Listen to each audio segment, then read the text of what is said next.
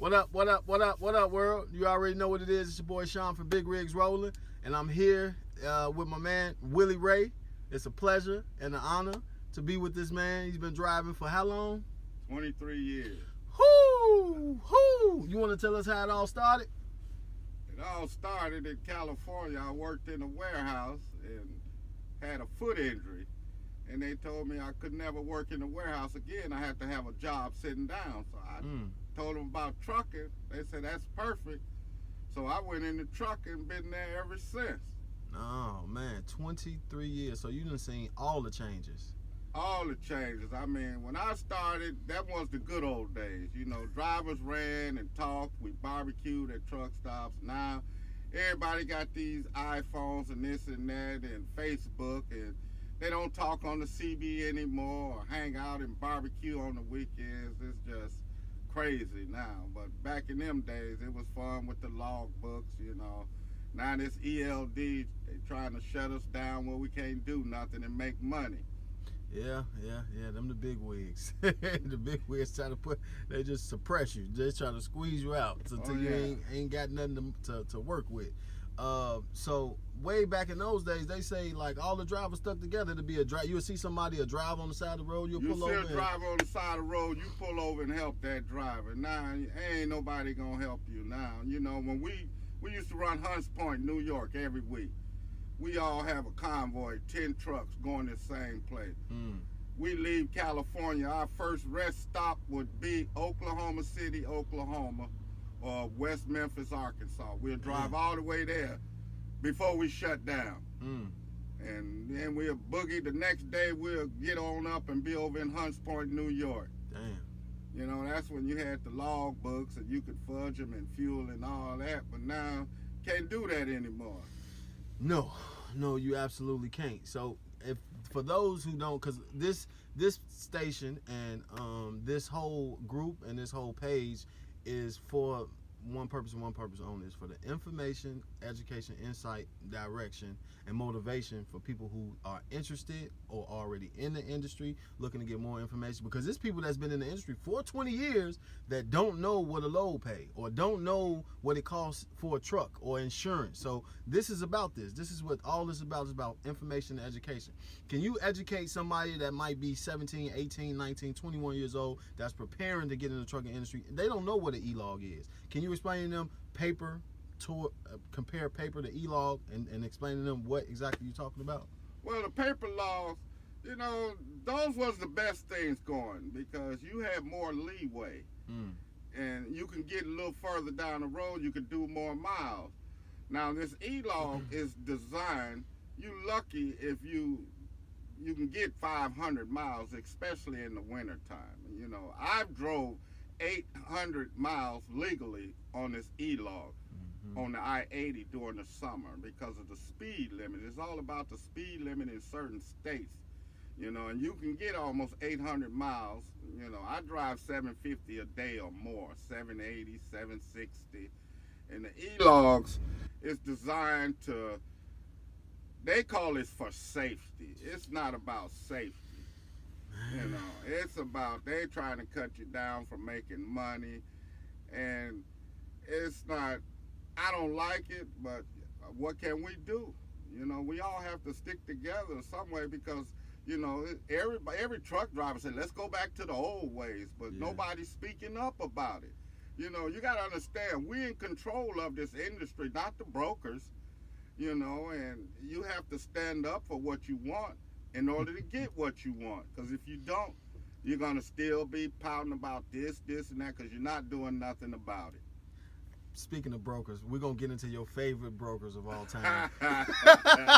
We're going to get into your favorite, utmost lovingly brokers of all time, TQL. You just love them so much, just love them to pieces. But before we get to that, I just want to do a little bit of more mathematics with it. The e-logs are exactly the same as the paper logs. How it goes is in this industry, they give you basically your days are in 14-hour increments, so to say. From the time you start driving, you have 14 hours and you have to shut down. Out of those 14 hours, you have to take a 30-minute break within the first 8 hours of driving.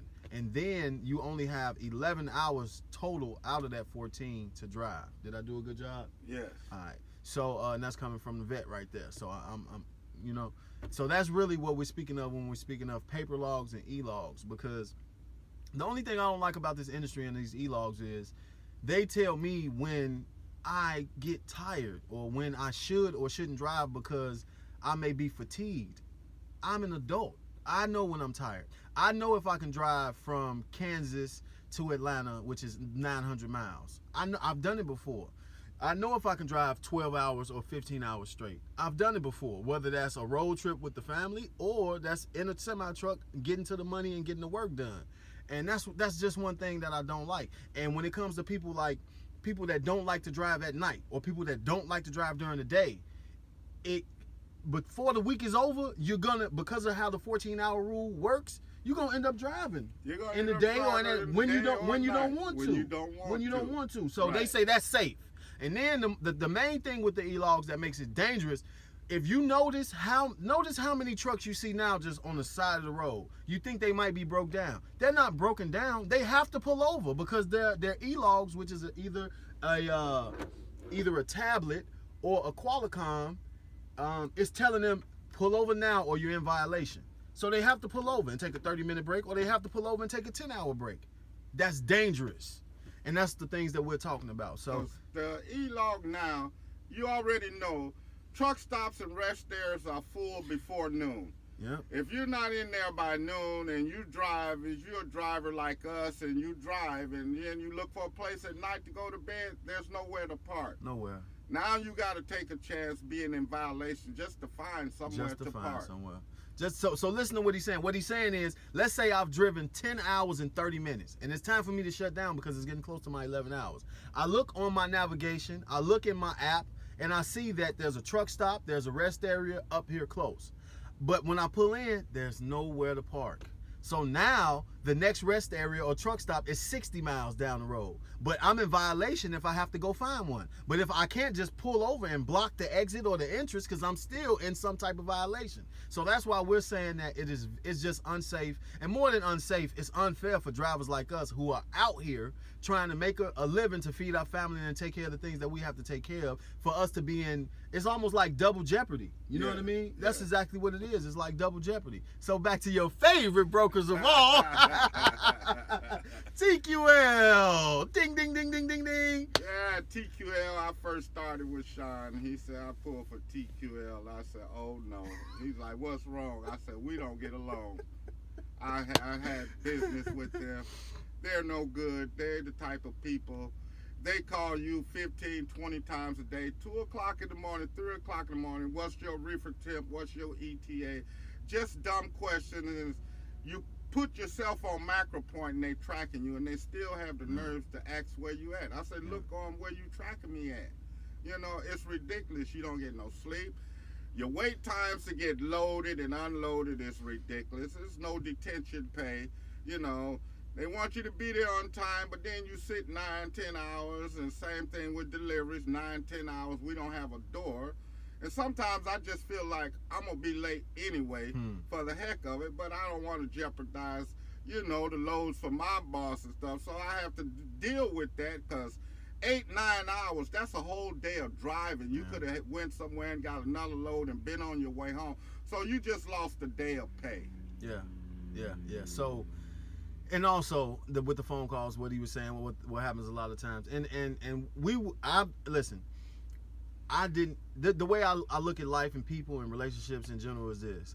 He can tell me, don't mess with this guy, don't mess with this company, don't mess with, but when I have to get my own interpretation, because my experience might be different than his, and which is different in a lot of times. And you know, there are some good people at TQL. I've worked with some of the best, and I've worked for years with them. I've run thousands of loads for those guys over there. Unfortunately, they do have you know, crinks and cracks in the system, you know. And one thing that I hate that they do, and we spoke about this the other day, is that they'll call you so much, and then then the shift will change. And then they'll keep calling, and they'll be like, man, listen, I just talked to you 15 minutes ago. Oh no, the shift just changed. I just got here. Well, look, I don't have time for this, man. You know what I mean? I don't have time for this, man. And y'all better put it in the system. Put it in the system now, because don't call me no more. But you know, that's the life of trucking. What's some of the funniest stuff you've seen while you've been on the road? I mean, just downright knee jerk, knee slapping. You know, my stomach hurt from laughing at this so hard. I really can't say because I really don't pay attention to it. I'm a driver. I haven't seen nothing real funny. Come on, now you done seen go. I've seen a lot of dumb stuff. There you go. There you go. Like what? Snyder or Prime. You know that you can't pass this guy now. I'm coming up on them. They done followed this truck for 10 miles. So right when I get close to them and they know they can't pass that truck, they pull out in front of me. Yeah. And it's the most ridiculous thing. I'm like, you followed this guy for 10 miles and you wait till I get right there to pass both of them. You jump out in front of me. Now I got trucks and cars behind me, 10 trucks, 15 cars, and they think it's me holding up the bunch. You know, it's like you need to stay in your lane. Them slow trucks, stay in your lane. You know that's you governed can't pass 64. nobody. 64 you know what I miles mean? an hour. Who you gonna pass? Who you gonna pass? You can't even pass nobody going downhill. What you govern to, Willie Ray? They got a 75. That's good enough. That's good enough, ain't it? That's good enough. That's all I need. You can get to there do. doing 75. I can get there doing 75. No, when I was speaking of funny stuff, I was talking about maybe lot lizards, or sometimes you done seen somebody bump into somebody else and arguing, or the shippers, receivers. I done seen a whole lot of crazy stuff out here on this road, man. Back to TQL, when I started with Sean, they ran that regional, short stuff, and that wasn't me. I was trained to go coast to coast. That's what I trained my body for. And when I was doing that regional stuff, I told Sean, man, I can't do this. I'm sleepy. I don't know what to do, man. I'm falling asleep. I need a West Coast run, back and forth. So he finally got it set up, and that kind of took the deal out of doing this old short run stuff overnight like FedEx. I told him, man, I ain't FedEx or UPS. You need the guys that you got that doing this, let them do it. You know what? The last thing this is the last time we're gonna talk about TQL probably ever. But what did it for me with TQL was Willie Ray had a load going from Illinois to California, and his wife's mother had just passed. Yes. So he was taking his family to the West Coast, and so they can go to the funeral and everything. And it had snowed that day, and I don't remember where you were coming from. You were coming from up north somewhere already. So you were basically coming from up north, coming back home, get your family, get your stuff, and then go back up there to Belvedere to pick up. And it was just bad outside. And Willie Ray been driving for 23 years. I trust him. With whatever he says, I know he's telling me the truth. And he said, look, it's too bad. I'm not taking my family out there. I'm not going to endanger myself and endanger everybody else by me just going out there to pick this load up. And then, of course, I called. I did my due diligence. I called, and they said, well, tell them to come pick it up in the morning. We close at 9 or something like that. So all he had to do was be there before 9. Then I get a call from TQL, and they say, no, this load has to be picked up tonight. But I've already talked to the shipper. And I'm like, no, it don't. And yeah, it has to be picked up tonight. It has to be. I said, my driver says dangerous out there. He's not going. I'm not going to risk him, his family, or their lives, anybody else's lives on the road when it is not necessary for him to go because it's too dangerous.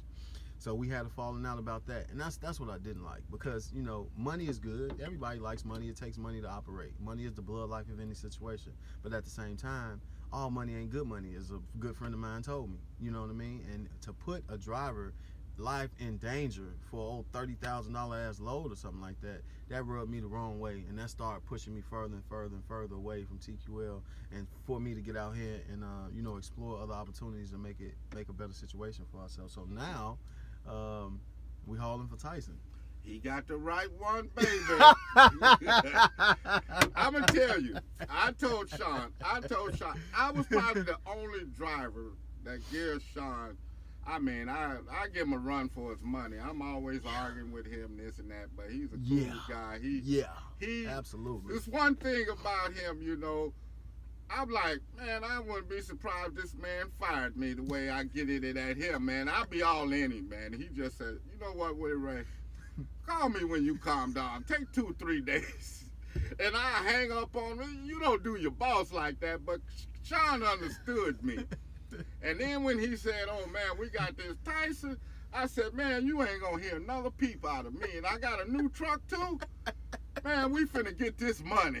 And look, the man, I'm telling you, hashtag, and I'm gonna have to tag KT in this. Look, man, this man Willie Ray, everybody know him. He gonna let you have it.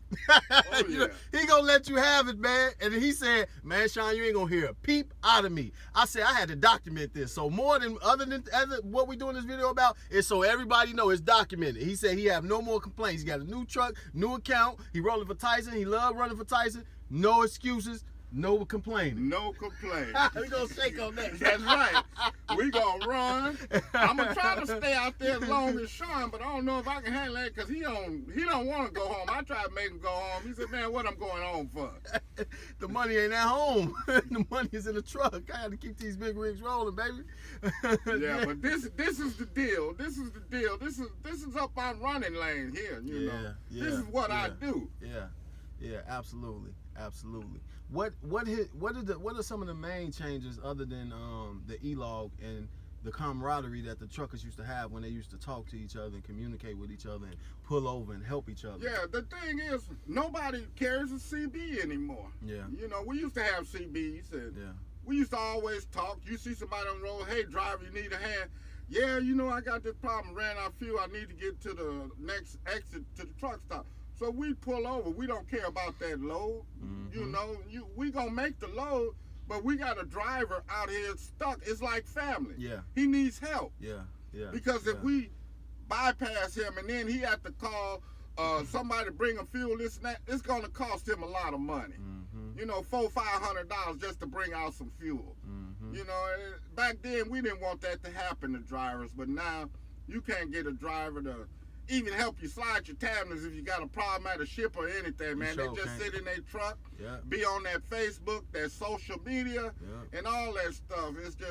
It's ridiculous. It makes you hate trucking, you know, because of the things that's happening. And, you know, we could do a lot better because we in charge. Whether they know it or not, we in charge, not the brokers, not the shippers or receivers. We are. Ooh, just think if all the truck drivers went on strike. If all the truck drivers went on strike, everybody would start. I tell truck drivers today, they said, "Oh, we can't strike. I'll lose everything." I'm like, let me ask you something, driver. When Christmas come, how long you take off? Well, I take off till December 22nd till somewhere around January 6th or 7th or the 10th of January. I go back to work. Did you lose anything? Your truck or your house? No, I didn't. So how is that strike going to affect you? You sitting your ass at home for Christmas for 2 weeks. You ain't lost nothing. Yeah. You know, that's what I understand about drivers. The first thing I'm afraid to lose my job. Mm-hmm. Millions of jobs out here in the trucking companies. Probably industry, probably somebody better than what he's working for now. Yeah, and that's one thing, and that's why I decided to do this, you know, this page and give out this information to the world, because if you go in the back of any newspaper, you go into any wanted ads, you're gonna see the medical field and you're gonna see drivers, medical field drivers, hiring all the time, and the person can get in we can get into this too, like when you're thinking about the trucking industry, somebody that's just starting off in the trucking industry, what can they make coming into just a newbie, never drove before? What can they make their first year? Well, it's a lot better than what I started with back in the days. When I started driving, it was 11 cents a mile. Now a newbie coming in, he already, you know, he making 50 cents off the bat. Ain't got no experience or nothing, so they can make some good money. They get with the right company, man. You can bring home $1,500, $1,800 a week, no problem. But back when I started from the bottom, 11 cents a mile, my first run was to New York. I got up to New York and got my check. I said, well, when I get back to the yard, I'm done. $300 and something. You must be crazy. I'm in New York. No way. So I started back when the times were hard. You had to work your way up, and it took a while, but it paid off. I like the job I'm doing. You know, you get to see people, your family in different states and everything. You always got time to do something. You meet a lot of good guys over here. I've gotten guys from when I started. We still keep in touch today, in all different states. We call each other where you at. Oh, I'm here. They come by and pick you up. You go over there. You go to dinner, barbecue, and have fun. That's what it's about. That's what it's about. That's what it's about. So you were speaking about working with me. How do you remember how we got started? How did you come to Nelson Logistics? I worked for this company, and my neighbor, P5 and Katie Curtis, they kept saying, why don't you work for Sean? I had another friend named Jerry on. She said, yeah, Sean, he got some trucks. I'm like, I don't know no Sean. Give him a try. And then one day, P5 told him, I said, well, get a hold of Sean. Sean came to my house. He said, oh, yeah, you drive a truck. I'm like, yeah. He said, you working now? I said, no, not right now. He said, well, I got some trucks, man, and when would you like to start? I said, as soon as possible. You know, we went through the process real quick, and he was like, well, hey, I got this load you could deliver for me, and we'll go from there. I was like, okay, cool, where's it going? I delivered the load and came back, you know, and started working for him. He's a good guy. He came to the house. He pays you on time. Now, this is one man that I could say, if something go wrong with his trucks, he don't mess around. He get them fixed. You know, he tell you, hey, go to the shop, get a tire put on. There ain't no recap and used tire. It's new. You know, it's always, I work with people, man, that make this money and want to get you old retread tire, used tire for $400, and it blow out 100 miles down the road. This man don't play when it comes to his equipment and drivers. He take care of them. Like he said, we all gonna eat. Yeah. You know, we all gonna have a job, and that's what I like about him. He's straight up with you. But one thing they say, you get on this wrong side, he ain't gonna get upset. He just gonna say, hey, you know what, we done. I see you, we speak, you don't, I'm done with you. I said, well, he gave me plenty of chances, trust me. Absolutely. How they say real recognize real, right? Yeah. And we're going to keep rolling, and we're going to keep getting this money. That's all we're going to do. We understand each other. We got a good working relationship. We're able to communicate with each other. I know when you pissed off, you know when I'm pissed off, and you know we just don't talk when it's, we'll get together tomorrow, we'll get together a couple hours later, because shit happens. We all human, we all make mistakes, but the common denominator is we want to keep these big rigs rolling. We want to keep making this money. That's it, right? That's it. You know, so and this brother's come a long way, because some of the trucks he had me in, man, I was about to leave him out there on the highway. We all got to start somewhere. But I mean, he came up in a big way. I stuck with him as long as I could, and I was like, man, call me when you get something better, and get away from TQL. Right. But he was like, okay, but anytime you want to come back to work for me, you know the doors are open to you, and that's what I liked about him. And I worked for a company out of Bedford Park. You know, I had a nice truck, and I got tired of their mess, and he called me and said, guess where I'm at, Willie Ray? I'm like, well, I don't know where you at. I'm at the Volvo dealership buying you a new truck. I said, man, you kidding. He said, nope, I'm right here now signing the papers. I said, well, I'm finna quit these jokers anyway. I gave my 2 weeks notice. You right on time. Perfect timing, divine order. Timing. That's right. Yes, sir. Oh, yeah. Yes, sir. Divine order. So listen, this is something that a lot of people don't talk about. You've been in the game for 23 years. A lot of people don't want to drive because they don't want to be away from their family, they boo, their significant other. Since you've been doing this for 23 years, how do you make it work? And is it as bad as somebody thinks it is? It's not as bad as it is. You know, most people that, oh man, I got to be home, I got to be around my woman. This, either they don't trust her, or you know, or she's not the type that's used to her man being gone. So it's like, I was married twice. I had 2 divorces. You know, I was married 11 years twice, and my ex-wives. You know, if you listen to people and say, oh, you know them truck drivers, they got a woman in every state, and that's what my ex-wives was doing, listening to that crap. You know, but I've heard that. Your check speaks for itself. Bingo. If I'm out there blowing money on different women and I come home and I can't do for you anymore, buy you what you need, get your nails done, your hair and the kids, this and that, and go to dinner and go on vacation, then you have a right to complain. But when my money is the same every week, you should be a happy camper. You're driving a new car, you got a bank account, nice home, this and that. Yeah. What's the complaint? Yeah. Most people don't want to be, you know, they think they missing something. You ain't missing nothing. Yeah. It's about making this money out here to do better and have something for your wife and your kids. That's it. Get them out of current situation that you don't want them in. Mm-hmm. You know, because I'm like this. If I'm at home, I ain't making no money. I'm spending it.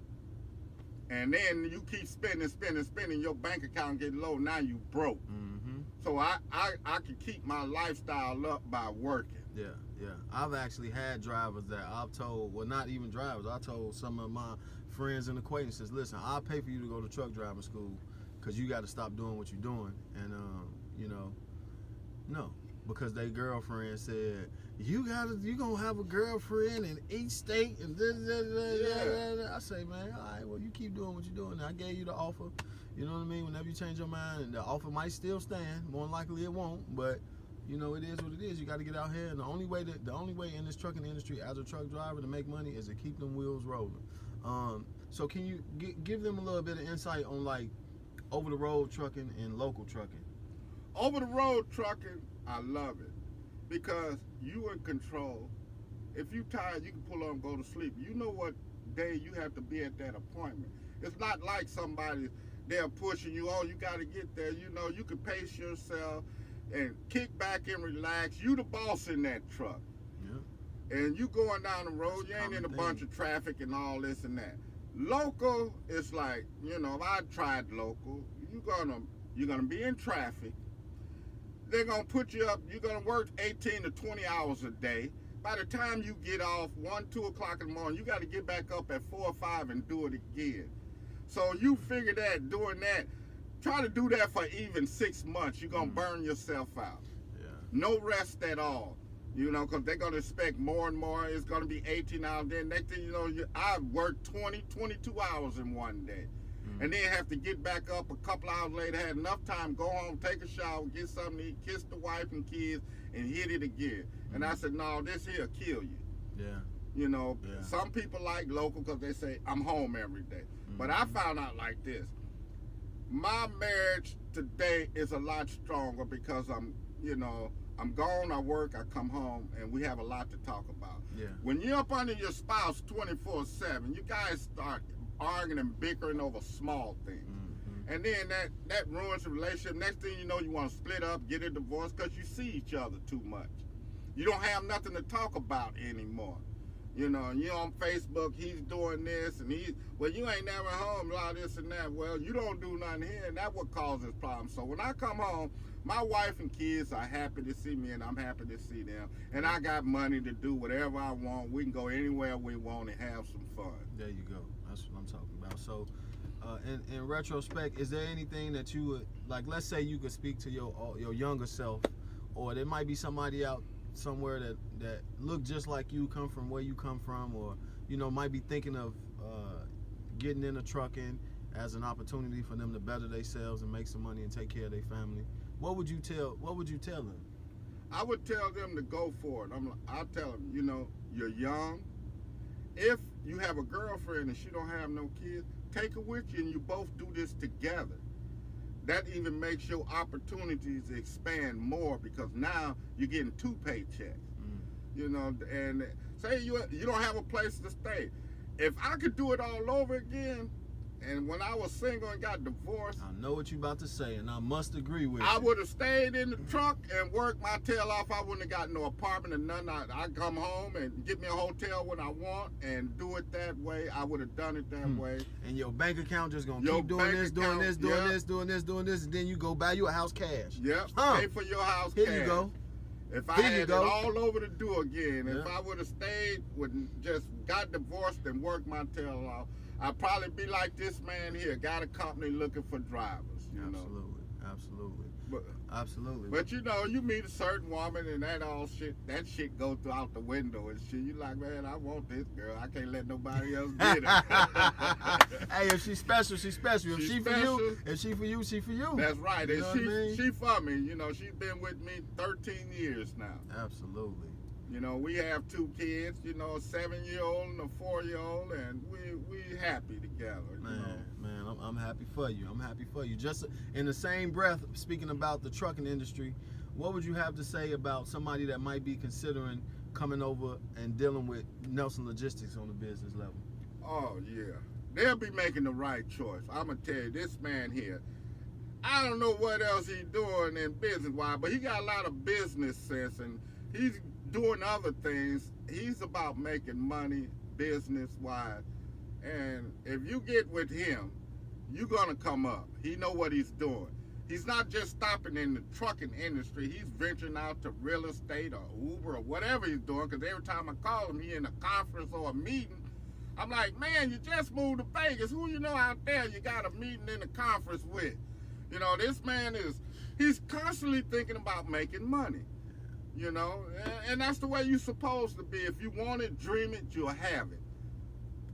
That's the way it is, you know, you'll have it, you know. So this is a good guy. He knows what he's doing, not gonna steer you wrong, not gonna cheat you or mess you around. If you mess around, if you do it, you'll do it to yourself, because you don't want to put in the work. Yeah. You have to put in the work. Yeah. I've always said I haven't fired one person, but people have sure fired themselves. Yeah, I mean, I've started with this man when he had some old trucks. I mean, the first old automatic. That Freightliner. That Freightliner. Freightliner, yeah. But you know, now you look at him now, how he's just came up. You know, he's got me a new truck. He bought some Peterbilts. He ordered more new trucks. I'm like, this man is doing something right. You know, so all his drivers, when their trucks come, they're gonna be happy too. Yeah, absolutely. I appreciate you speaking highly of me, and I know it come from the heart.